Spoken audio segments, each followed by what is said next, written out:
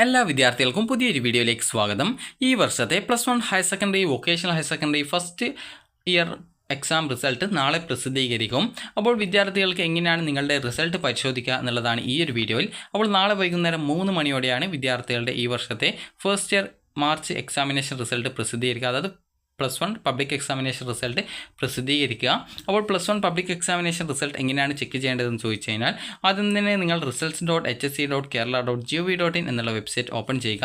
അപ്പോൾ ഈ ഒരു വെബ്സൈറ്റിലാണ് നിങ്ങളുടെ റിസൾട്ട് വരിക. അപ്പോൾ അതിന് മുന്നോടിയായിട്ട് തന്നെ ഇവിടെ അപ്കമിംഗ് റിസൾട്ട് എന്നുള്ള ഭാഗത്ത് VHSC NSQ first year March examination 2025, HSC first year March examination 2025, അതുപോലെ തന്നെ VHSC first year March examination 2025 എന്ന് പറഞ്ഞുകൊണ്ട് മറ്റൊരു ലിങ്ക് കൂടി കാണാൻ പറ്റുന്നതായിരിക്കും. നിലവിൽ ഇവിടെ അപ്കമിംഗ് റിസൾട്ട്സിൽ 2 ലിങ്കുകളാണ് കൊടുത്തിട്ടുള്ളത്. കാരണം ആ ഒരു പേജിൻ്റെ ആ ഒരു ഡിസൈൻ അനുസരിച്ചിട്ടാണ് ആ ഒരു രീതിയിൽ 2 ലിങ്കുകൾ കൊടുത്തിട്ടുള്ളത്. അപ്പോൾ വിദ്യാർത്ഥികൾക്ക് നാളെ ഈ ഒരു റിസൾട്ട് വന്നു കഴിഞ്ഞാൽ നിങ്ങൾക്കത് നാളെ വൈകുന്നേരം 3 മണിയോടെയാണ് റിസൾട്ട് വരിക. അപ്പോൾ നിങ്ങൾക്ക് റിസൾട്ട് വന്നു കഴിഞ്ഞാൽ നിങ്ങൾക്ക് ഈ ഒരു വെബ്സൈറ്റ് ഓപ്പൺ ചെയ്യുക. അതായത് results.hsc.kerala.gov.in എന്നുള്ള വെബ്സൈറ്റ് ഓപ്പൺ ചെയ്യുക. ഇവിടെ നിങ്ങൾക്ക് റിസൾട്ട് വന്നു കഴിഞ്ഞാൽ പബ്ലിഷ്ഡ് റിസൾട്ട്സ് എന്നുള്ള ഭാഗത്ത് എക്സാം എന്നുള്ള ഭാഗത്ത് നിങ്ങൾക്ക് HSC, VHSC, അതുപോലെ VHSC NSQ വിഭാഗങ്ങളുടെ ഫസ്റ്റ് ഇയർ മാർച്ച് എക്സാമിനേഷൻ 2025 എന്ന് പറഞ്ഞിട്ടുള്ള ആ ഒരു പേര് കാണാൻ പറ്റും. അപ്പോൾ അതിന് നേരായിട്ട് പബ്ലിഷ്ഡ് ഓൺ എന്ന് പറഞ്ഞുകൊണ്ട് നാളത്തെ ഡേറ്റും കാര്യങ്ങളൊക്കെ കാണാൻ പറ്റും. അതുപോലെ തന്നെ അതിന് നേരെ ആക്ഷൻ എന്നുള്ള ഭാഗത്ത് ഇതുപോലെ ചെക്ക് റിസൾട്ട് എന്നുള്ളൊരു ഓപ്ഷൻ ഉണ്ടാകും. ജസ്റ്റ് അതിൽ ക്ലിക്ക് ചെയ്യുന്ന സമയത്ത് മറ്റൊരു പേജിലേക്ക് പോകുന്നതാണ്. അപ്പോൾ ഇവിടെ നിങ്ങളുടെ രജിസ്റ്റർ നമ്പർ അതുപോലെ തന്നെ ഡേറ്റ് ഓഫ് ബർത്ത് എന്നിവ നൽകി കഴിഞ്ഞാൽ നിങ്ങൾക്ക് പിന്നീട് അതായത് ഡേറ്റ് ഓഫ് ബർത്ത് ഈ ഒരു രീതിയിലാണ് നിങ്ങൾക്ക് കൃത്യമായിട്ട് സെലക്ട് ചെയ്ത് കൊടുക്കാനുള്ള ഓപ്ഷനും കാര്യങ്ങളൊക്കെ ഉണ്ട്. നിങ്ങൾ ഏത് വർഷമാണ് ജനിച്ചതെന്ന് കൃത്യമായിട്ട് ഇവിടെ സെലക്ട് ചെയ്ത് കൊടുക്കാം. അതിനുശേഷം നിങ്ങൾക്ക് ഈ ഒരു രീതിയിലാണ് അത് ഡേറ്റ് ഓഫ് ബർത്ത് വരിക. അതിനുശേഷം ഇവിടെ നിങ്ങൾക്ക് കുറച്ച് ഇംഗ്ലീഷ് അക്ഷരം കാണാൻ പറ്റും. അപ്പോൾ അത് കൃത്യമായിട്ട് ഇവിടെ ടെക്സ്റ്റ് ഫ്രം ഇമേജ് എന്നുള്ള ഭാഗത്ത് ടൈപ്പ് ചെയ്ത് കൊടുത്താൽ മതി. അപ്പോൾ അത് കൃത്യമായിട്ട് മനസ്സിലാവുന്നില്ലെങ്കിൽ അതിന് നേരായിട്ട് ഇതുപോലെ ഒരു റിഫ്രഷ് ബട്ടൺ അല്ലെങ്കിൽ റിന്യൂ ബട്ടൺ കൊടുത്തിട്ടുണ്ട്. അപ്പോൾ അതിൽ ക്ലിക്ക് ചെയ്യുന്ന സമയത്ത് ഇംഗ്ലീഷ് അക്ഷരം അത് ചേഞ്ച് ആയിട്ട് വരുന്നതായിരിക്കും. അപ്പോൾ നിങ്ങൾക്ക് എപ്പോഴാണ് മനസ്സിലാവുന്നത് അത് കൃത്യമായിട്ട് അവിടെ കൊടുക്കുക. അതിനുശേഷം ചെക്ക് റിസൾട്ടിൽ ക്ലിക്ക് ചെയ്ത് കഴിഞ്ഞാൽ നിങ്ങൾക്ക് നിങ്ങളുടെ റിസൾട്ട് അറിയാനായിട്ട് സാധിക്കുന്നതായിരിക്കും. അതുപോലെ തന്നെ വിദ്യാർത്ഥികൾക്ക് ഈ ഒരു റിസൾട്ട് അറിഞ്ഞ ശേഷം നിങ്ങൾക്ക് അത് ആ ഒരു മിനിമം മാർക്ക് കിട്ടിയിട്ടുണ്ടോ ഇല്ലയോ എന്നുള്ള കാര്യം നിങ്ങൾക്ക് മനസ്സിലാക്കാൻ പറ്റുന്നതാണ്. അതുപോലെ തന്നെ വിദ്യാർത്ഥികൾക്ക് അടുത്തതായിട്ട് നിങ്ങൾക്ക് ഈ ഒരു റിസൾട്ടിൻ്റെ PDF ഡൗൺലോഡ് ചെയ്തെടുക്കണമെന്നുണ്ടെങ്കിൽ നിങ്ങൾ ചെയ്യേണ്ടത് രജിസ്റ്റർ നമ്പർ അതുപോലെ ഡേറ്റ് ഓഫ് ബർത്ത് എന്നിവ കൃത്യമായിട്ട് അതുപോലെ ഓട്ടോമാറ്റിക്കലി അവിടെ തന്നെ ഉണ്ടാവും.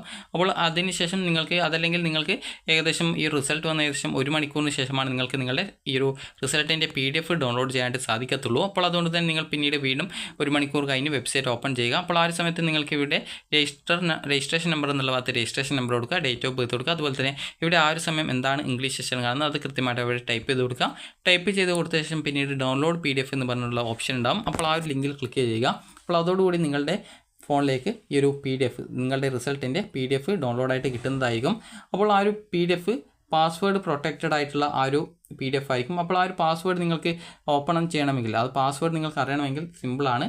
നിങ്ങളുടെ ഈ ഒരു +1 പരീക്ഷയുടെ ആ ഒരു രജിസ്റ്റർ നമ്പർ കൃത്യമായിട്ട് നിങ്ങൾ അറിഞ്ഞിരിക്കണം. അതുപോലെ നിങ്ങളുടെ ഡേറ്റ് ഓഫ് ബർത്ത് എന്ന് പറയുമ്പോൾ ആദ്യം ഡേ, പിന്നീട് മന്ത്, പിന്നീട് ഇയർ എന്നുള്ള രീതിയിലാണ് നിങ്ങളുടെ ആ ഒരു ഡേറ്റ് ഓഫ് ബർത്ത് കൊടുക്കേണ്ടത്. അതുപോലെ തന്നെ ഡേറ്റ് ഓഫ് ബർത്ത് പാസ്വേഡിൽ കൊടുക്കുന്ന സമയത്ത് സ്ലാഷോ മറ്റു കാര്യങ്ങളോ കൊടുക്കേണ്ടതില്ല. അക്കങ്ങൾ മാത്രം കൃത്യമായിട്ട് ഡേ, അതുപോലെ തന്നെ മന്ത്, അതുപോലെ ഇയർ ഈ ഒരു രീതിയിൽ കൊടുത്താൽ മതിയാകും. അപ്പോൾ ഇവിടെ കൃത്യമായിട്ട് ഫോർമാറ്റ് കൊടുത്തിട്ടുണ്ട്. അപ്പോൾ നിങ്ങൾ ജനിച്ചിട്ടുള്ളത് അതായത് 3 മാർച്ച് 2009 ആണെങ്കിൽ നിങ്ങൾക്ക് ഇവിടെ 3 എന്ന് പറയുമ്പോൾ 03 എന്നാണ് വരിക. അതുപോലെ തന്നെ മാർച്ച് എന്ന് പറയുമ്പോൾ അതും 3-ാം മാസം ആയതുകൊണ്ട് 03 ആണ്. അതുപോലെ 2009. അപ്പോൾ ഈ ഒരു രീതിയിലാണ് ഈ ഒരു ഫോർമാറ്റിലാണ് നിങ്ങൾ കൃത്യമായിട്ട് പാസ്വേഡ് കൊടുക്കുന്ന സമയത്ത് കൊടുക്കേണ്ടത്. അപ്പോൾ ആദ്യം നിങ്ങളുടെ രജിസ്റ്റർ നമ്പർ എഴുതുക. അതിനുശേഷം നിങ്ങളുടെ ഡേറ്റ് ഓഫ് ബർത്ത് എപ്പോഴാണ് അത് നിങ്ങൾ ആദ്യം ഡേ, പിന്നീട് മന്ത്, പിന്നീട് ഇയർ ഈ ഒരു വരുന്ന ഫോർമാറ്റിൽ കൊടുത്ത് നിങ്ങൾ സബ്മിറ്റ് ചെയ്ത് കഴിഞ്ഞാൽ അത് കണ്ടിന്യൂസ് ആയിട്ട് കൊടുത്ത ശേഷം നിങ്ങൾ അതായത് കണ്ടിന്യൂസ് ആയിട്ട് ആദ്യം രജിസ്റ്റർ നമ്പർ പിന്നീട് ഡേറ്റ് ഓഫ് ബർത്ത് എന്നിവ കൊടുത്ത ശേഷം പിന്നീട് നിങ്ങൾക്ക് അത് സബ്മിറ്റ് ചെയ്ത് കഴിഞ്ഞാൽ നിങ്ങൾക്ക് കൃത്യമായിട്ട് ആ ഒരു PDF ഓപ്പൺ ചെയ്യാവുന്നതും നിങ്ങളുടെ റിസൾട്ടിൻ്റെ PDF നിങ്ങൾക്ക് ഡൗൺലോഡ് ചെയ്ത് എടുക്കാവുന്നതും ആണ്. ഡൗൺലോഡല്ല, പ്രിൻ്റ് എടുക്കാവുന്നതും ആണ്. അതുപോലെ തന്നെ നിങ്ങൾക്ക് ഈ ഒരു റിസൾട്ട് വന്ന ശേഷം പിന്നീട് പ്രതീക്ഷിച്ച മാർക്ക് ലഭിക്കാത്ത വിദ്യാർത്ഥികൾക്ക് റീവാലുവേഷൻ, സ്ക്രൂട്ടിനി, ഫോട്ടോ കോപ്പി എന്നിവയ്ക്ക് അപേക്ഷിക്കാവുന്നതാണ്. +1 ഇംപ്രൂവ്മെൻറ്റ് പരീക്ഷ 2026 മാർച്ച് മാസത്തിലെ പബ്ലിക് എക്സാമിനേഷൻ്റെ കൂടിയാണ് നടത്തുക.